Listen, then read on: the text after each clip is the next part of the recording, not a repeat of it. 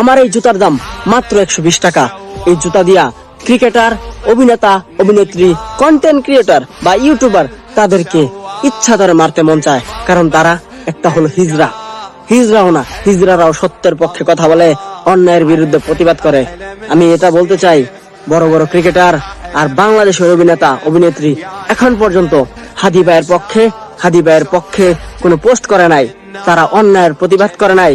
তারা এরকম যেদিকে বৃষ্টি পড়ে সেই দিকে ছাতা ধরে।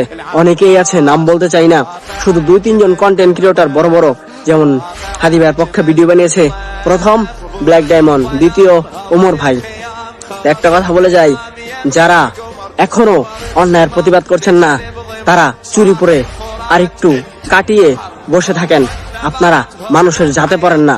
এই জুতা দিয়া প্রত্যেকটা ক্রিকেটার, প্রত্যেকটা অভিনেতাদের পিটাইতে জনগণ একদিন রাস্তায় নামাবে।